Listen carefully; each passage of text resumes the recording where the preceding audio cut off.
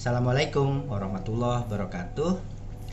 Apa kabar teman-teman? Pada kesempatan ini, alhamdulillah kita bisa melanjutkan perkuliahan daring di mata kuliah psikologi agama ini.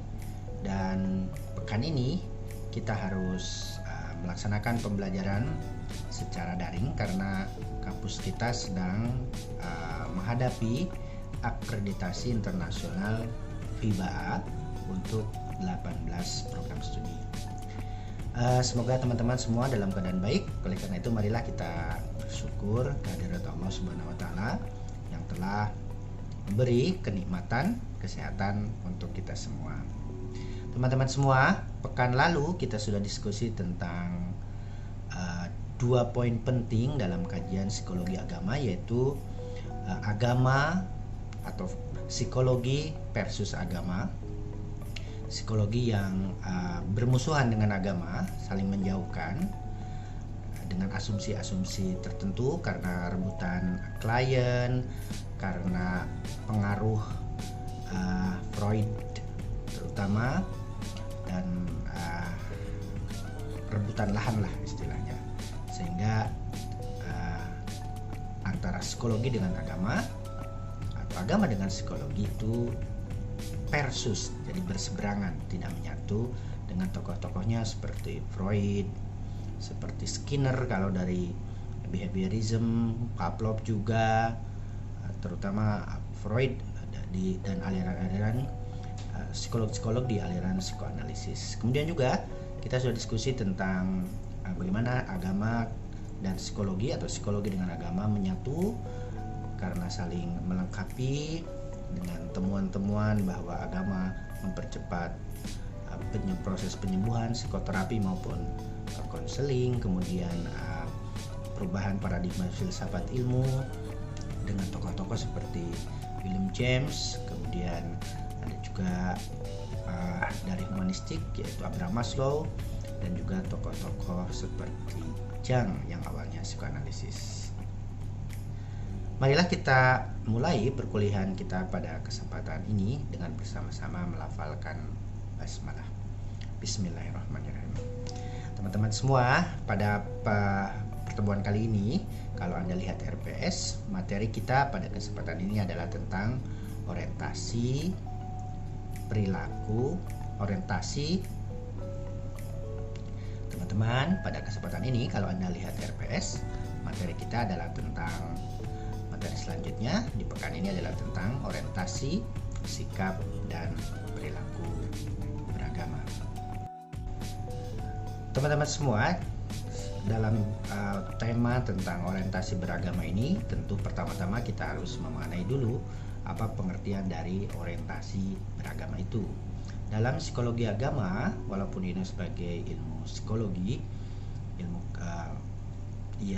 kejiwaan atau gejala kejiwaan, psikologi juga menstudi tentang orientasi beragama seseorang atau sekelompok orang.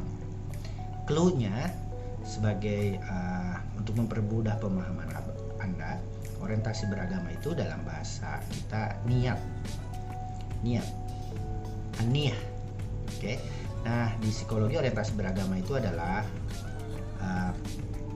apa arti iman dalam kehidupan seseorang, merujuk pada apa makna iman, apa makna beragama dalam kehidupan seseorang, tujuannya apa, niatnya apa. Singkatnya, apa niat seseorang melakukan praktik atau perilaku keagamaan tertentu. Nah, kita sering melihat contoh menjelang pemilu misalnya, akan ada orang-orang tertentu yang misalnya ya contoh naik haji karena membutuhkan huruf H di namanya, karena dia mau nyalek, maka ada orang yang naik haji beragama, berhaji untuk keperluan pemilu, untuk nyalek. Nah, ini adalah orientasi beragama, orientasi berhaji.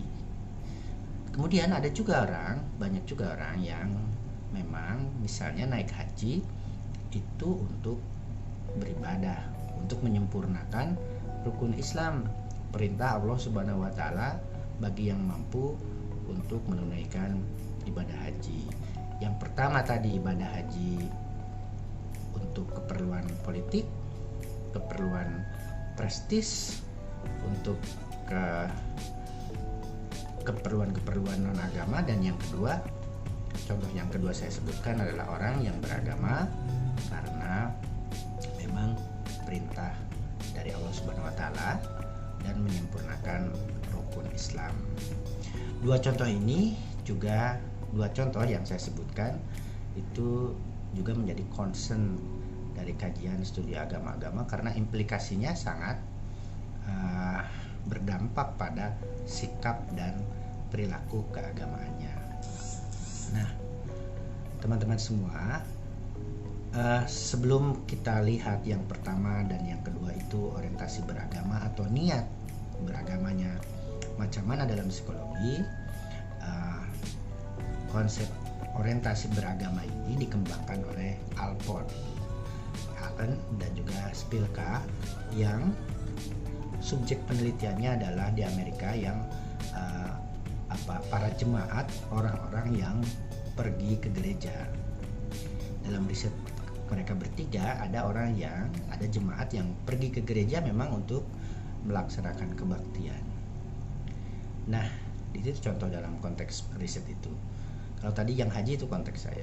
Kemudian ada segelintir orang atau sebagian orang yang ke gereja melakukan kebaktian tetapi niatnya bukan untuk beribadat, yaitu niatnya untuk mencari klien, mencari klien untuk dia jualan gitu, untuk kayak MLM lah kalau gaya lama itu. Contoh lama itu orang pergi ke gereja beribadat melakukan kebaktian untuk mencari anggota baru, downline istilahnya yang itu menjadi anggota baru. Nah, sama dua contoh dari Spilka ini, Alport ini dengan contoh saya tadi, orang berhaji karena beribadah, mendekatkan diri kepada Tuhan, menyempurnakan keislamannya, rukun Islamnya. Dan ada orang berhaji untuk keperluan nyalek misalnya, atau pilkada karena misalnya di daerah muslim harus ada hajinya misalnya gitu. Nah, yang pertama tadi dilihat dari teori orientasi beragama, dan yang kedua ada istilah psikologis tertentu tentang itu. Nah, orientasi beragama itu yang dikembangkan Alport tadi, Allen dan Spilka, dibagi menjadi dua, yaitu ada intrinsik dan ekstrinsik. Intrinsik dan ekstrinsik. Apa makna orientasi beragama intrinsik? Orientasi beragama intrinsik atau beragama intrinsik, berhaji intrinsik. Beragama intrinsik adalah orang yang menjalankan sesuatu karena perintah agama, atau orang yang hidup berdasarkan agama. Orang yang melaksanakan haji karena perintah agama, karena perintah Allah. Orang yang pergi ke gereja melaksanakan kebaktian karena untuk beribadah, itu intrinsik. Jadi contoh yang berhaji karena perintah Allah Subhanahu wa taala, karena menyempurnakan keislamannya, itu adalah dalam psikologi disebut dengan orientasi beragama intrinsik, hidup berdasarkan agama. Atau contoh yang ke gereja untuk beribadah tadi. Kemudian ada tipe kedua dari orientasi beragama yang disebut dengan orientasi beragama ekstrinsik. Apa dia? Yaitu orang yang hidup menggunakan atau memanfaatkan agama. Nah, contoh yang tadi, yang orang haji karena butuh huruf H kapital di depan namanya untuk nyaleg, untuk kepentingan politik, untuk prestis, gaya, itu adalah contoh dari orientasi beragama ekstrinsik, orang yang memanfaatkan agama, kehajian untuk kepentingan politik, untuk kepentingan ekonomi, dan untuk kepentingan non agama lainnya. Sama juga dengan orang jemaat yang ke gereja tadi, bukan untuk beribadah tapi untuk mencari pelanggan, jualan di gereja itu adalah orientasi beragama ekstrinsik, orang yang memanfaatkan suasana beribadat, orang yang memanfaatkan suasana peribadatan di gereja untuk jualan, untuk nyari pelanggan. Nah, kawan-kawan semua, itu dia makna orientasi beragama, niat, apa makna iman atau apa makna agama dalam kehidupan seseorang.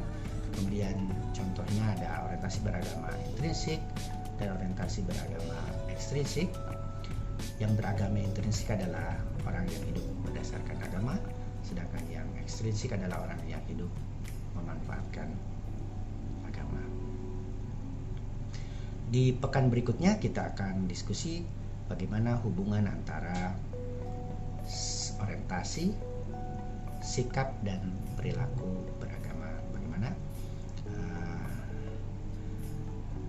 orang yang orientasi beragamanya intrinsik, apakah sikapnya dan perilakunya intrinsik juga, atau bagaimana orang yang ekstrinsik beragama ekstrinsik itu orientasinya ekstrinsik, itu sikapnya dan perilakunya otomatis ekstrinsik. Baiklah teman-teman semua, itulah perkuliahan kita pada pekan ini tentang orientasi, sikap, dan perilaku beragama, dan kita fokus dulu ke orientasi beragama dan terbagi menjadi dua, yaitu orientasi beragama yang intrinsik dan yang ekstrinsik. Pekan depan selanjutnya kita akan melihat berdasarkan riset yang telah dilakukan hubungan antara orientasi, sikap, dan perilaku beragama, dan apakah memang polanya seperti itu, hitam putih, ekstrinsik terus ekstrinsik, kemudian intrinsik juga terus intrinsik. Nah, di pekan berikutnya kita akan ada pembahasan lebih lanjut yang visibilitasnya, yang kemungkinannya saling beririsan dan saling dinamis gitu, yang lebih dinamis, tidak hitam putih seperti itu, dan itu berdasarkan riset. Dan tentu ada riset, mini riset yang harus Anda lakukan dulu sebelum perkuliahan yang akan datang, dan nanti informasinya akan saya informasikan di e-learning atau di WAG kelas ini. Terima kasih kawan-kawan atas perhatiannya. Kalau ada pertanyaan silahkan chat di e-learning, nanti saya akan jawab satu persatu. Dan marilah kita tutup perkuliahan kita pada pekan ini dengan bersama-sama melafalkan hamdalah, alhamdulillahirabbil alamin. Mohon maaf atas segala kekurangan. Wassalamualaikum warahmatullahi wabarakatuh.